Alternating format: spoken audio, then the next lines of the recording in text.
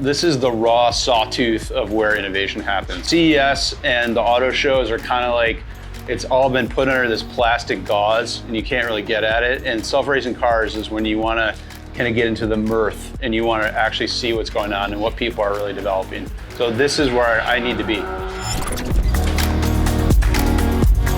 So self-racing cars has a lot of unique advantages. One is it is a closed course environment that you can get access to as a startup company. The other advantage that we found last year is we collaborated with other companies that are here. And so there are actually 3 companies that are here this year that we actually already partner with. And so one of them is providing us GPS data, another one helps us calibrate sensors, one of them is actually one of our investors. And a lot of that grew out of last year at Self-Racing Cars. And so the event is not only a good test event, but it's also amazing for networking and sharing data amongst other companies in this space. This event is a bit of a homecoming almost of the folks that have been in this industry. We've been going over 6 years now. And we've seen, companies and competitors come and go, but the reality is that it's one of the kind of most genuine places where people showcase what the technology is capable of. The kind of peeling back of the covers, and you can see really what some of the technology is capable of, and we're happy to be a part of that.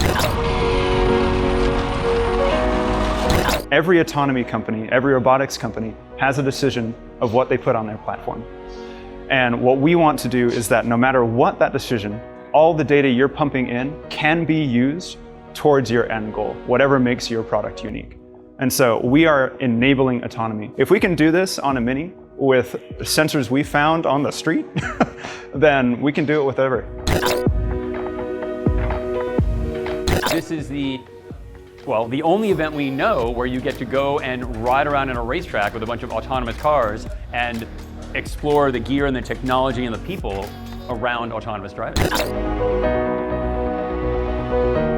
It's individual builders and makers that are showing up here. It's the technologists at the companies. It's not their marketing department. It's not their PR department.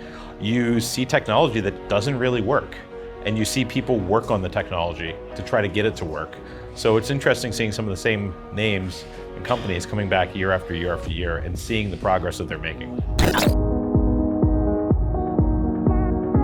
This is a great opportunity to gather data, just get information about even some of the basic things you might not think about, like what's the best representation for point cloud in an environment such as a racetrack, what kind of frame rates are needed. Those little things are kind of important as you're developing a visualization and a whole perception stack. This is where the rubber literally meets the road. So it either works or it doesn't. You can do marketing, you can spin, you can talk about stuff, but it either works or it doesn't at the end of the day. This event is for people who are building a self-driving car, not a self-driving press release.